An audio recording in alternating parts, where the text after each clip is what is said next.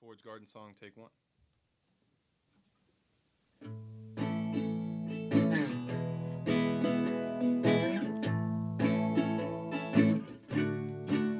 Howdy and welcome to Santa Clara University's own Forage Garden. This is your chance to learn, grow, and engage with one of the most important parts of campus. Today we'll be sharing with you everything we've learned over the past quarter, walking you through the garden and hopefully inspiring you to come here yourself. So don't be afraid to get your hands dirty. Let's go.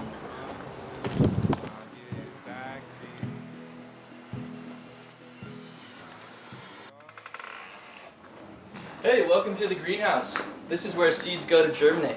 It's also where I am reminded how much the human body can sweat. Come check out our resident seedling. This is a newly sprouted parsley plant. You can see its cotyledons, the first two leaves there, gently peeking up above the soil. They're the first to start the process of photosynthesis. This one's called the true leaf. So why do these plants like hanging out in this sauna, really hot environment? Well, the truth is, here at the Forge, most plants need a warm, nutrient-rich, and pest-free environment to get a kickstart on life. Soon they'll grow big enough to be transplanted out into the real world. I remember when this seedling was just a little youngster waiting to be germinated. Now he's got all the nutrients necessary to go take on the real world. That's right. They sure do grow up fast. A lot of that is due to their very special nutrient-rich diet. Over here, come check it out. We got the magical soil, a mixture of coconut coir micronutrients and the proper balance, mixed with the big six of nitrogen, Phosphorus, potassium, calcium, magnesium, and sulfur. help to make sure that this plant, that little parsley plant, is strong enough to get out there in the garden bed. Okay, so now we're gonna go check out some of our cover crop beds, complete with fava beans and veg. So what we do is we let the cover crop grow up and then we cut it down. And the nitrogen of those crops are then absorbed into the soil. Plants in this bed fix the nitrogen better than most. The best are legumes. But don't just take it from me, let's hear from Matt Ryan, one of our classmates, an expert in the field. I'm working on my 3-year crop plan for the Urban Agriculture Practicum.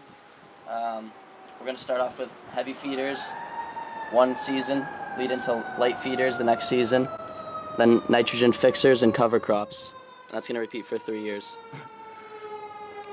Awesome. Impressive. Matt and our fellow classmates made those crop rotational plans 3 years out. Let's ask Catherine, the Forage Garden Manager, to see how else students can get involved in the forage here. We try to do that as much as we can. So we work with, some of the obvious departments like environmental studies and sciences and biology, bring a ton of classes out here to use this space. But we also work with engineering, and they've done building projects here. Today they actually just completed a solar panel charging station and a rainwater harvesting barrel on our greenhouse.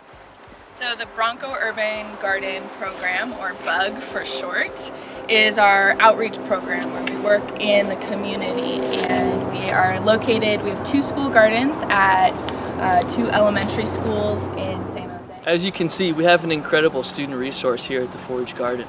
And as a result, interest in urban ag continues to increase here at Santa Clara. Can you describe a forage program, what it does and why it's important?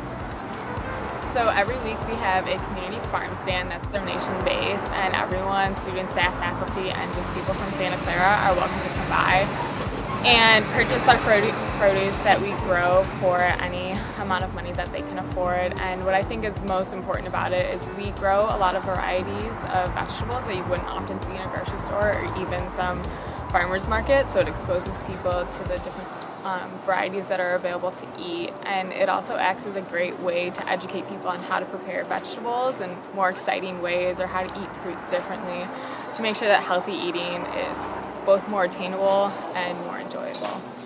Let's talk compost. Hey, right on. Composting here at the Forge Garden is a matter of pride. Let's get down to it. Here at the Forge, we like to have a balance of green compost and brown compost. Green compost is high in nitrogen. Like coffee grounds or maybe kitchen scraps. That's right. While brown compost is the stuff that's been dead a little longer. Like dinosaurs. Yeah, like dinosaurs. No, more like dead leaves. Anyway, it's the stuff that's high in carbon. It's very important to consistently monitor your compost. Having macro and microorganisms break down the organic material in the compost acts as a furnace, consuming carbon and letting off CO2. Hot compost can be good because it kills pathogens that might run rampant through the pile. But we make sure to not let it get too hot, watering it down and turning it every so often so that we keep it under a balmy 160 degrees Fahrenheit. My name is Ana Beatriz Lemus, and I'm a senior environmental studies major. I think the workshops are like my favorite thing, leading the different workshops, because we have a high attendance rate for those, and they're really fun, like cheese making. But people like still see the value in growing their own vegetables. They're gonna want to incorporate it, like rooftop gardens. Like that has also been a thing that has like started. So there you have it, folks. Thanks for joining us on our tour of the Forge Garden. We hope to see you out there soon, and thank you so much for watching.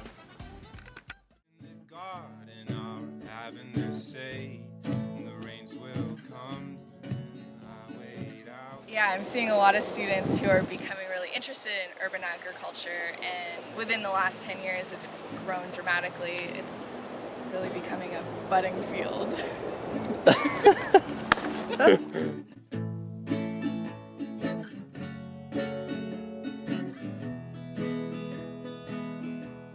I'm back at the start.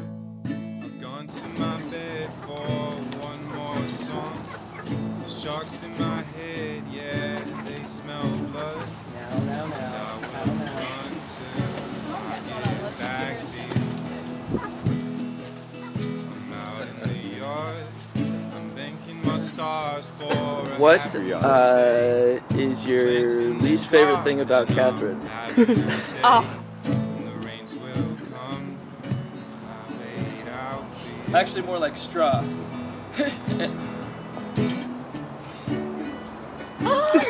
Wait, was that in the Oh, script? cat. That's in the script. It's called wildlife. Wildlife on set. Wildlife on set. Wildlife on set. Wildlife on set. Wildlife on set. There goes. Oh my gosh. Oh. Caroline, what are you? But most importantly, these bees help pollinate and supply our crops here with the diaper. Take two. Life is good here at the Forge Garden as a bee. You get fed royal jelly as a youngster. That's envy of the gods. There are three types. No one's ever been stung by a bee. Bright as the colors that you